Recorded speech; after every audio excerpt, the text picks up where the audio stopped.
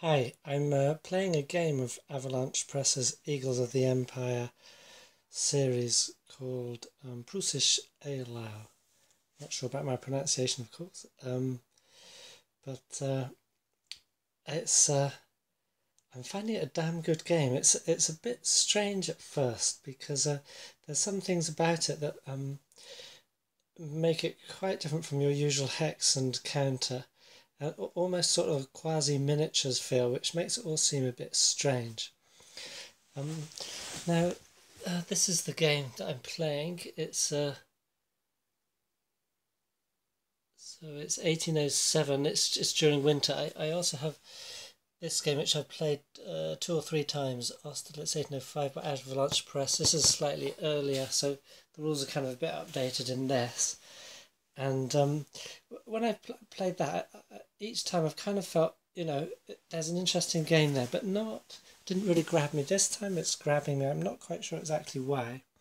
Maybe I've just been able to give it a bit more of a chance. But let me show you. Those who know games like Napoleon's Triumph or Storm over Arnhem will sort of recognise these areas. So it's an area movement system. Each area is carefully thought out. Now here in this game, these frozen lakes and so forth, they actually have no effect on play there. It's icy winter, and so the formations can move straight over them. Essentially, you're kind of like the battle commander figure. So we have we're on the second day of Eylau, so we have Napoleon here. The first day was just a kind of like a meeting engagement between a rear guard and a sort of vanguard of the two armies, which I played out really. It's kind of like an introductory game, and it's interesting because in the box you have that game, you have that scenario, you have the 2-day scenario, and then you have the battle scenario. So the battle scenario and the opening shot scenario, the 7th or the 8th or the 7th of what's it? Is it January, February, respectively, and then the whole day, the 2 days is obviously both of those sort of put together, and it has an interesting. So you get each side gets a scenario sheet for each scenario, and if on the back of some of them is this, whereby you have various lines there which determine based on the outcome of your 7th day scenario. This is the line for setup for each side, Russian and French. But it should be like that in relation to the map underneath. So you determine where you set up, and the setup is hidden. If you play just the battle game, the 8th day, then they offer a like a historical setup. So I started the training scenario, continued it through to this, so I sort of, set up the French first and then put some books up, tried to forget whether we're set up the Russians first and then set up the French after. It's a very interesting situation. So these were actually the losses that the Russians took and some French on the first day. Essentially, there were some Russians in Eylau, and they were being reinforced. The French vanguard had partially arrived, some more came on, and also the scene is interesting because some of them you can choose your victory conditions. Like for this one, for example, the Russians, the secret choice, they can either choose that they're going to scarper, or to deliver a blow to the French. And similarly, in the 7th February, the first scenario, you can choose your victory conditions. But anyway, I chose to try and stay, and I can't remember exactly. I don't think we managed to hold on to Eylau, but we were in the vicinity. So the French just got it. So the Russians took quite a few losses, but it was kind of worth it for their setup line, which was quite far forward, and the French one could have been a step further forward again. So it was worth it for our setup, and essentially I'll just sort of backtrack in the scenario a bit, because at the moment I've just finished the 11 a.m. No, I finished the 12 noon turn, and we started at 6 a.m. on the 8th of the second day for the second day battle, the main thing. And I decided to stop here because the system is interesting. Like I said, you're basically an army commander. It's a very simple sequence of play. You roll for weather. That's an interesting thing, which is because it's winter, you can get these squalls. So these markers indicate a snow squall. So this is heavily inundated with blizzard sort of conditions, which make it kind of harder to attack and maneuver and so forth. Then you pop on reinforcements. Then you check which units are in command. As you can see at the moment, the Russian left-wing commander, he doesn't have a huge, that's from Tolstoy here, he doesn't have a huge 2 is his command radius, so these ones are in command, those Cossacks are his, and these ones, these are Jaegers that are out of command. And some more Cossacks here out of command. But that's okay, you know, that's his detachment as he's sent out. You can see the French are incursioning in there. So you check for command, see if anyone's out of command. If a leader's out of command, like Tolstoy there, he could roll for initiative to try to be in command. So he was actually in command, within the command range of, where are we, here is the army headquarters, and Benningsen, who is the army commander. So he put him in command, but he couldn't command all of his units. It's that simple sort of ladder process. And so the Russians, they essentially have a left wing, a centre and a right wing. And then there's also, they're waiting for the Prussians to come on, which will form another formation. So you check for that leader initiative if you're out of range, then you basically roll for initiative. That's called battle order. Then you do activation attempts. So whoever gets initiative can either decide whether to go first or second. And then you roll for activation, which is you roll a d6 and you subtract that number from your army leader's initiative number, which is on the right there. So that's a 4. The middle red one is his tactical rating if he's attached to units in combat. So if you say you roll a 4, that would be 0. That actually gives you 1 activation. Otherwise, whatever you roll subtracted from that number gives you the number of formations you can activate. A formation being the left, in this case, centre or right, and then the Prussians when they come on. You can see you have these counters to mark as activated. Oh yes, and the headquarters itself is a unit, because this might need to be formation, this might need to be activated to move, and also it might contain reserve units and so forth that you want to detach. In fact, this is what's happening. There's been a pile of reserve artillery which have been steadily detached over here to the right wing to reinforce the right. So when you activate, say, 1 to in Benningsen's case, it would be between 1 and 4 formations, and you do the usual, you know, as you sort of move, you can attach artillery, detach artillery, cavalry charge, bombardment, movement and assault. If you attach artillery, it means you would attach this onto one of these long divisional counters, and then it would move with the unit and be engaged in assault with it. If they are unattached, then they don't move with the other counter, and they bombard at a distance. If they're attached, they cannot bombard. So it's a very sort of simple and fluid system, and it works really well. But the miniatures feel is this thing. Essentially, it's to do with the areas and then these long counters. So these are whole divisions. These smaller counters, which are things like all the artillery, cavalry, and then various, have we got any around here, where you saw the Jaegers up here, detachments or sort of battalion company sized units, the strength on the left, movement value on the right. Any number of these small counters can stack in a hex. Well, I say any number, but they're not restricted by the size of the hex. you do have stacking limits, and the denser you get, the more at a certain density there's going to be penalties if you're under attack.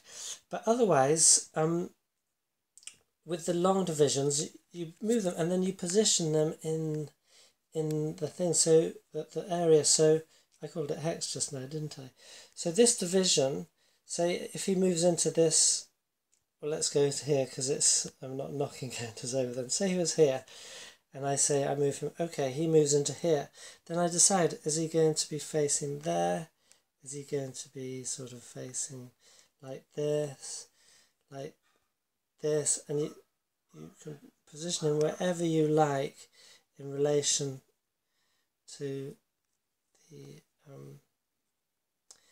area, and then that determines his front and his flanks. So I could say have like this, so that's the front, there's a flank, there's another front, and there's another flank, and so forth. And that's so that is the sort of the miniatures feel, because you don't have hex. You just say, right, he's in that hex, and it's obvious which is his front. There's an area, and you can determine where he is within it, and it's really strange because at first it feels a bit sort of wild and woolly, and you're like, oh goodness, what does it, how does it really matter? And it feels a bit odd because they feel like they're floating around, and you're kind of like unsure where they are, kind of thing. But then you start to learn that it really does matter for things like enfilade and depending on the areas around, what's going to be your flank. And then also it really matters for artillery. So for example, in this area here, which is a rise, that's a hill, it's got a squall on it at the moment, but I've got these artillery counters, and there's two facing that way. You have to say which sort of exit, or which next area they are facing, and that is, they have to, you trace line of sight from the middle, but then it has to go to the first area it goes through has to be the area you're facing. So you don't have a strict 6 hex choice of facing. It all depends on the actual terrain that you're in, what your sort of possibilities are, and so forth. So you can have some sort of quite careful placements and tactical decisions to make in that regard. So I better put him back before I forget where he was. Okay, well, I don't think so, because they started out here and they've slowly been moved back by the attacking French. Yeah, so it's a very interesting game, and then of course the terrain comes in. You can have terrain on the side and also terrain filling the hex. So it's been a bit slow for the French to move through this swamp, and in fact this is Sue's 4th Corps. He has actually brought this one back. This one has just rallied because I stopped my game here because one thing that happens if say like your commander's got a rating of 4 and you roll a 5 or a 6, then that subtracts to less than 0, which means there's no activation for you. Then it goes to the other commander, and he can keep rolling to activate his formations until he gets a no activation or all formations are activated. Now I just had both commanders this hourly turn fail activations, which means we completely missed the turn. And it's nice because with the narrative of play, because this is the biggest squall that I've had up here, I decided, okay, suddenly there's so much great gusts of wind coming up that that both armies faltered for an hour. Reorganising and recuperating gave time for that division to rally. So it's a very exciting game. It's grand tactical because, like I say, these are whole divisional units. So you have, for example, and they have quite a lot of breakdowns. So this unit has 1, 2, 3, 4, 5, 6 steps. So these are the steps waiting. So for example, a formation might have 4 divisions in it, attached artillery, cavalry and whatnot. Likewise, there's the wings instead of the corps for the Russians. So yeah, I just it's a quite an exciting situation as well. I wasn't quite sure when I first got it because I understood it's a heavy slogging match. And, I thought that might be a bit kind of stagnant and boring, but I think the system allows for so much excitement within that in the fact, like, if you can get the activations you want, so if you can push enough in time, it goes very smoothly. So you're rolling d6 and hitting on a 6 or 5 or 6 on occasion. So the combats, it's very simple procedures and processes, which means that you don't get the detail of it doesn't bog you down at all. So the turns are going by quite quickly, even solely, where you're both playing both sides, and I'm getting a really nice sensation of the battle, at least as it's playing out now. So Ney has just come on, has immediately sort of started surging here. So the Russian plan was essentially to let the French come at them and deliver enough hefty losses as they could. So they essentially sort of set up quite far forward, like all the way along here, with hefty artillery reserve and like a nice sort of heavy centre, ready just to respond, to give time for themselves to fall back until essentially they could get to the kind of point where they are now at midday, where they're nicely compact, and they can perhaps a bit later they can form a bit more of reserve to deliver a nasty blow to the attackers. The French plan was that because we knew that the Russians could have been sort of had control of all this land, we didn't know what their setups were going to be. We thought, well, there's more, they're sort of closer to us here, so there was seemed more potential to manoeuvre around this way. So I'm kind of pushed them over this way. That they were heavy on the right. The plan was to attack on the right, and just to hold here. So sorry, attack on the left, to hold here on the right. As it happened, that I thought, okay, we do have to work through the swamps, but that's going to be worth it. It's turning out not to be so worth it. So I thought I'd managed to sort of push through, then get the cavalry coming around here. It's quite obvious, really. I should have planned to do it this way around. There's a lot more space here. I just didn't quite see it that way. I saw it the other way. Thought there was more manoeuvrability there, and I was completely wrong. But it's not too bad because, like I say, Davout, did I say Neo Davout? It's actually Davout, with his third corps, has just last hour or so charged on this way. We're also going to get Ney coming on here a bit later. No, I beg your pardon, the Prussians will come on here quite a bit later, and Ney, I think, comes on somewhere like here. So that'll be interesting with the Prussians coming on behind our lines.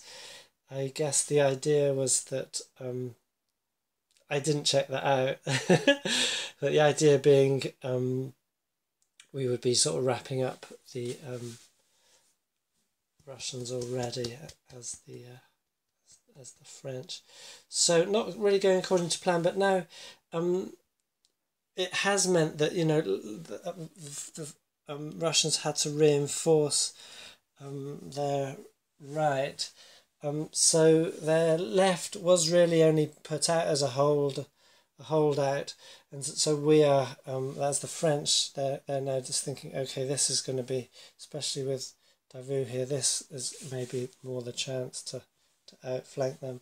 You've got in the middle the Guard, so they've been waiting for their chance to push out, but as it happens, the Russians have retreated a bit. So I think the French plan from now will be that as soon as Ney arrives, they will move in to take the centre, and the Guard will probably move around towards the right to deliver the sort of crushing blow after Davout and Murat have moved through here. So anyway, just a quick look at what I think is a great game. It's been continued now, the Eagles of the Empire series in Compass games, and I would heartily recommend it for the ease and fluidity of play, and then the real interesting options with these divisions. What I haven't done, I did do it in the first day scenario, is to use the extension markers. So you can see you could extend your divisions out potentially 3 areas per division. Obviously that's definitely going to be worth it at times, and I'm sure it will become more appropriate, particularly for the Russians, I think, as the battle progresses. So wonderful tactical decisions, not your usual hex-bound ones. And yeah, I don't know, I might, I'm recording this on my phone. I might record another video on this, I'm not sure. But I just wanted to get this one down. In case you're wondering, these are my own markers. They're just to indicate sort of stronger towns that absorb some losses and so forth. But I just wanted to mention before I went that this game was gifted on a European Wargamers Chain of Generosity on Board Game Geek by a very kind fellow who really nicely provided me with this game as well, Aspen Essling, which is a different series, Yours de Glory series from Very Victus, and it's a similar game in it's sort of grand tactical.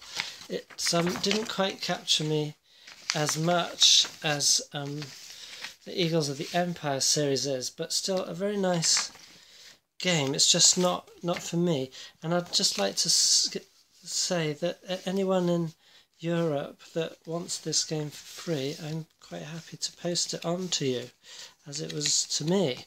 So don't sniff at the chance of that if you're interested in this. And sorry if you're in Europe, I'm not going to pay for extortionate costs to USA, etc. But anyway, there you go. Thanks to the Board Game Geek European Chain of Generosity.